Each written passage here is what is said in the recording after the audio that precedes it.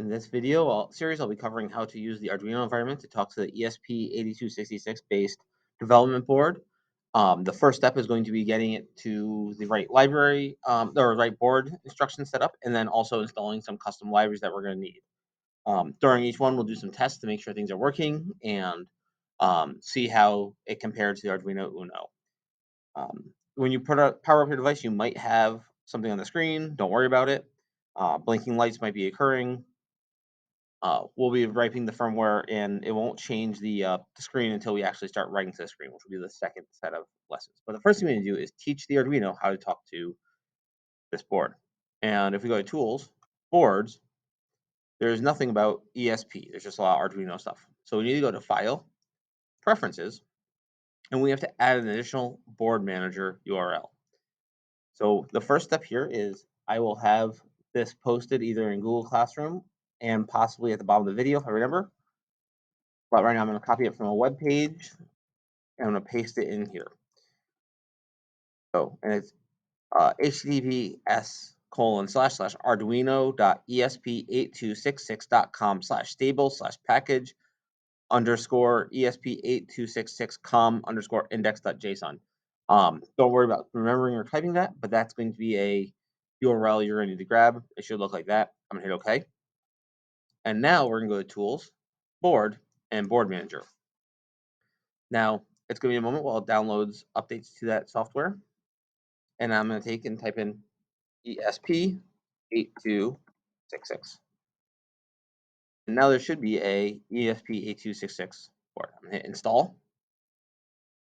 And it's going to take a moment because it's a fairly large package. So I'm going to pause this while that downloads in case the main office makes an announcement. So now that it's finished downloading, there's no more install button. I'm going to hit close.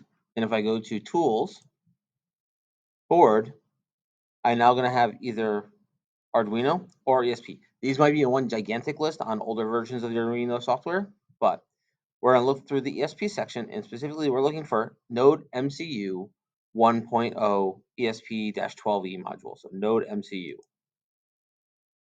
And now we're going to go File. It's going to take a second. Well, let's do a thing.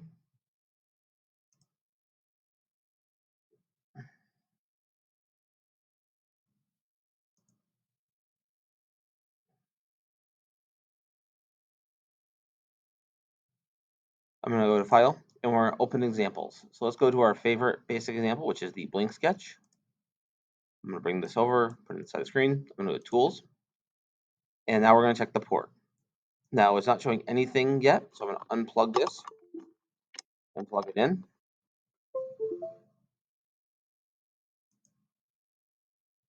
All right, it's not showing a port there. I'm going to try turning off the device and turn it back on.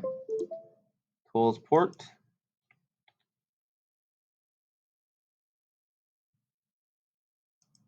And it's being silly. If I move the stick to the left, it will reboot it.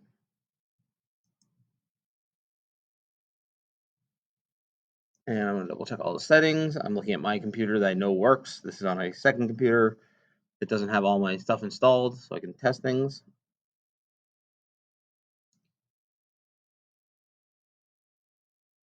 Everything looks good. I don't know why it's not showing the port.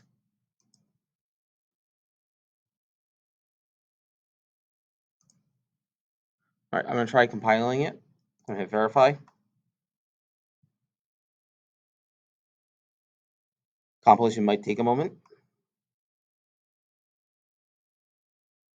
because the ESP has a lot more libraries. It can be a little more complicated to compile for, so it might take a moment longer.